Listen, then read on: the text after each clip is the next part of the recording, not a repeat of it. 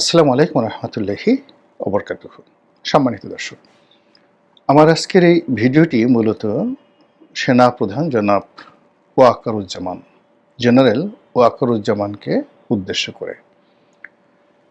গত সেই July August বিপ্লবের পর থেকে আজ অবধি জনাব ওয়াকারুজ্জামান যা কিছু করেছেন, যা কিছু বলেছেন, আমি কায়মনো বাক্যে তা বিশ্বাস করেছি এবং তার প্রতি আমার অগাধ আস্থা এবং বিশ্বাস এটা এখনো অটুট রয়েছে।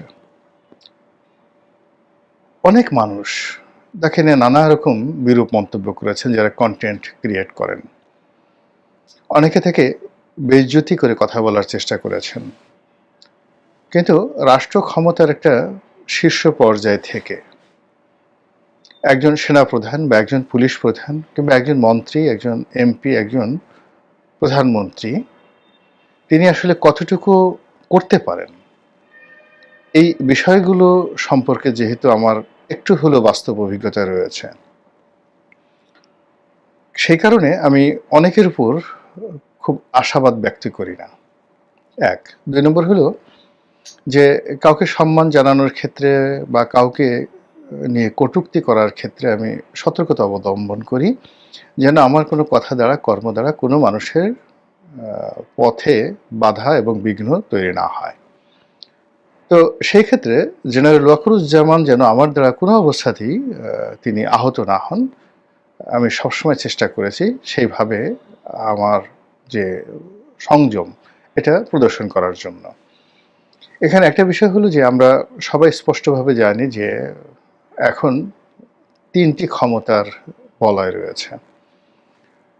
জেনারেল ওয়াকারুজ্জামানের নেতৃত্বে একটি বলয়, যেখানে রাষ্ট্রপতি সঙ্গত কারণে তার সঙ্গে আছেন বা তিনি রাষ্ট্রপতির সঙ্গে আছেন।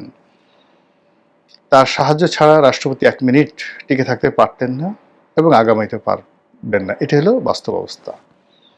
দ্বিতীয় হলো ডক্টর মোহাম্মদ ইউনূসকে কেন্দ্র করে একটি বলয়, আর তৃতীয় হলো বহিঃশত্রু, বহির্দেশ বা বন্ধু দেশ। আমাদের যারা শত্রু রয়েছে তারাও যেভাবে আমাদেরকে বিভিন্ন ক্ষমতার অ্যাঙ্গেল থেকে খোঁচাখুচি করার চেষ্টা করছেন, বন্ধুরাও একই অবস্থা। আর আন্তর্জাতিক দুনিয়া, কূটনৈতিক অঙ্গন যেটিকে বলা হয়। তো এত কিছু তাপ এবং চাপের মধ্যে একজন লোকের পক্ষে দায়িত্ব পালন করা, কর্তব্য পালন করা সত্যিকার অর্থে কঠিন একটা বিষয়। তো সেই দিক থেকে যখন সেনাবাহিনী মাঠে ডিপ্লয় হলো, তখন আমার কাছে মনে হলো যে ওনারা নিধিরাম সর্দার হয়ে থাকবেন। এর কারণ হলো আমরা সেই 2018 সনে যখন সেনা ডিপ্লয় হয়েছিল, তখন সেনাবাহিনীর যে অসহায়ত্ব দেখেছি, ক্ষেত্র বিশেষে লোভ দেখেছি, লালসা দেখেছি, এবং জেনারেল আজিজ ওই সময়টিতে শেখ হাসিনার আজ্ঞাবহ একজন জেনারেল হিসেবে একটি বাহিনীকে যতটা নিচে নামানো সম্ভব ততটা নিচে নামিয়েছেন। এবং উপজেলা পর্যায়ে যারা দায়িত্বরত ছিলেন, তারা কি মেজর ছিলেন না লেফটেন্যান্ট কর্নেল ছিলেন আমি বলতে পারবো না, কিন্তু তারা উপজেলাতে পুলিশের যে দায়িত্বরত ওসি রয়েছেন, সেই ওসি এবং টিওনো, তাদের কমান্ডের বাইরে তাদের একটা টু শব্দ করার কোনো ক্ষমতা ছিল না। ওসি সাহেব একটা ছাগল পাঠিয়ে দিতেন, সেটা জবাই করে সেনা সদস্যরা সেই যেখানে ক্যাম্প করেছিলেন সেখানে তারা খাওয়া দাওয়া করতেন, পোলাও কোরমা খেতেন।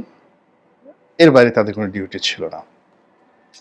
2018 সনে সেই সেনা সদস্যদেরকে যে একটা অবমাননাকর অবস্থায় ফেলে দেওয়া হয়েছিল, যাদের মধ্যে দেশপ্রেম রয়েছে, আত্মমর্যাদা রয়েছে এবং যারা সেনাবাহিনীর ঊর্ধ্বে এবং সেনাবাহিনীর র্যাঙ্ক এবং ব্যাজ এই দুটোকে তাদের মর্যাদার প্রতীক মনে করেন, তারা 2018 সনের নির্বাচনের মাঠে যে বিরূপ অবস্থার মধ্যে পড়েছিলেন, ওটাকে তারা কিয়ামত পর্যন্ত ভুলতে পারবেন না।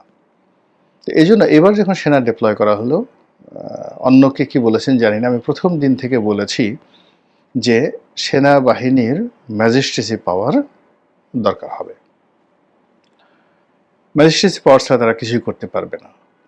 এখন আমার কথাই হোক কিংবা অন্য যে কোনো পরিবেশ পরিস্থিতির কারণেই হোক, সরকার তাদেরকে ম্যাজিস্ট্রেসি পাওয়ার দিয়েছে। এটা নজিরবিহীন বাংলাদেশে। কিন্তু সেই নজিরবিহীন ম্যাজিস্ট্রেসি পাওয়ার নিয়ে আইন শৃঙ্খলা রক্ষা, জনমনে প্রশান্তি আনা এবং রাষ্ট্রকে একটি নির্দিষ্ট দিকে নেওয়ার জন্য সেনাবাহিনীর প্রতি মানুষের যে আশা আকাঙ্ক্ষা তা 1%ও হয়নি।